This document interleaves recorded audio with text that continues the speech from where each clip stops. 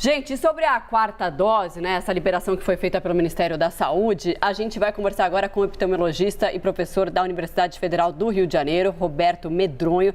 Professor, muito bom dia para você, obrigada por falar com a gente nesse sábado de manhã. Eu já começo então te perguntando qual que é a importância dessa quarta dose para garantir a prevenção contra a Covid e, claro, evitar o aumento do número de casos.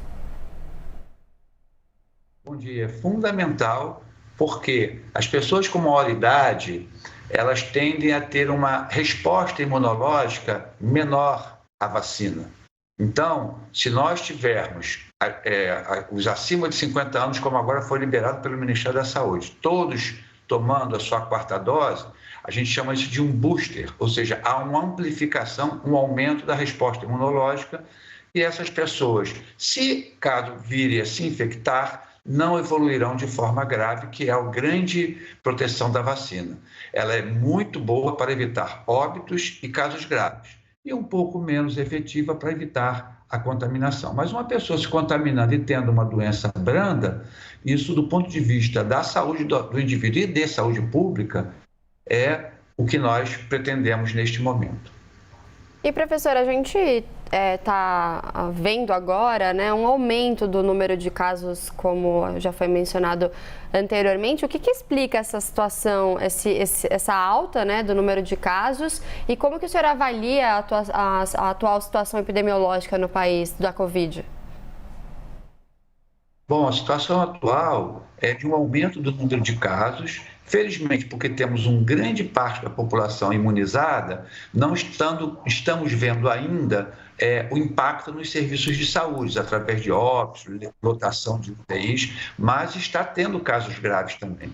Mas nos preocupa porque nós temos uma variante que tem um escape vacinal maior, nós temos outros países que estão tendo aumento de casos e agora do número de óbitos de internação, como os Estados Unidos e Portugal, e nós temos que estar preparados para evitar que aqui no Brasil ocorra isso. Por isso, a quarta dose, assim como completar o esquema vacinal de todos aqueles que não completaram, além de vacinar aqueles que ainda estão resistentes, é fundamental, porque assim poderemos ter, sim, o aumento de casos, mas sem o número de mortos ou de casos graves. Lembrando que a Covid, mesmo os casos que adoecem e não evoluem com gravidade, pode ter complicações a posteriori.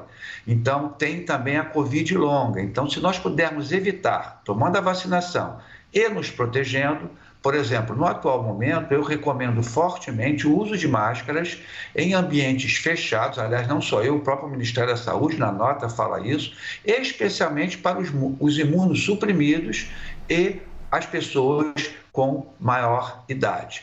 Então, nestes grupos, se está em um ambiente fechado, aglomerado, não deixe de usar máscaras.